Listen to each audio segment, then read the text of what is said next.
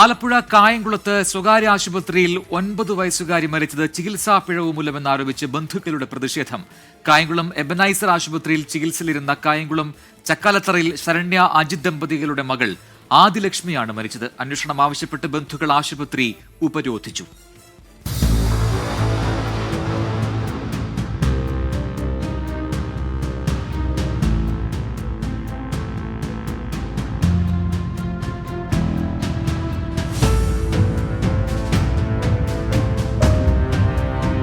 കഴിഞ്ഞ വ്യാഴാഴ്ചയാണ് കടുത്ത പനിയും വയറുവേദനയും തുടർന്ന് ആദിലക്ഷ്മിയെ എബനൈസർ ആശുപത്രിയിൽ പ്രവേശിപ്പിച്ചത്.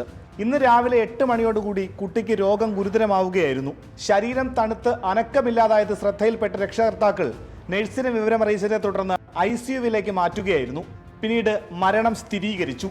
ഒരു പനിയെ തുടർന്ന് വയറ്റിൽ വേദന വന്ന് ഇവിടെ കൊണ്ടുപോയിട്ട് 4 ദിവസമായത്.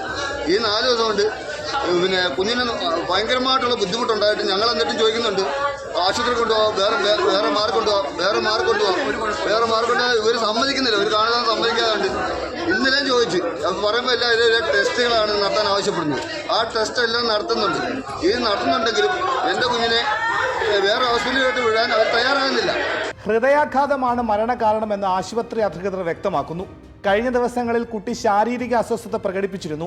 വിദഗ്ധ ചികിത്സയ്ക്കായി മാറ്റാൻ അനുമതി ചോദിച്ചിട്ടും ആശുപത്രി അധികൃതർ തയ്യാറായില്ലെന്ന് ബന്ധുക്കൾ ആരോപിച്ചു. ചികിത്സാ പിഴവ് ആരോപിച്ച് ബന്ധുക്കൾ ആശുപത്രി ഉപരോധിച്ചു. കായംകുളം ഗവൺമെന്റ് LP സ്കൂളിലെ 3ാം ക്ലാസ് വിദ്യാർത്ഥിനിയാണ് മരിച്ച ആദിലക്ഷ്മി. 24 ആലപ്പുഴ.